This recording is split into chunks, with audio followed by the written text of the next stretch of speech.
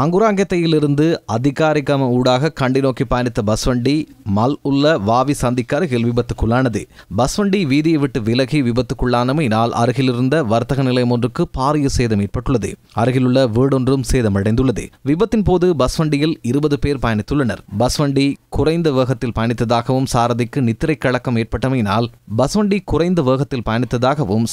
நித்திரை கலக்கம் ஏற்பட்டமையினால் விபத்து ஏற்பட்டிருக்கலாம் என போலீசார் சந்தேகம் வெளியிட்டுள்ளனர். இவ்வாறான நிலைமைகளை கட்டுப்படுத்துவதற்கு சாரதிகளும் பாதசாரிகளும் பயணிகளும் கூடுதல் அவதானத்துடன் செயற்பட வேண்டும். வாகனங்களை செலுத்தும் போது சாரதிகளுக்கு கூடுதல் சுமை ஏற்படாத வகையில் செயற்படுவதற்கு நடவடிக்கைகள் எடுக்கப்பட வேண்டும். அதன் காரணமாக பொதுமக்களை தெளிவுபடுத்துவதற்காக சுயாதீன தொலைக்காட்சி ஊடக வலையமைப்பின் அனுசரணையில் கிளீன் ஸ்ரீலங்கா வேலை திட்டத்தின் கீழ் டேக் கேர் பாதுகாப்போம் பயணப்பாதை வேலை திட்டம் முன்னெடுக்கப்படுகிறது.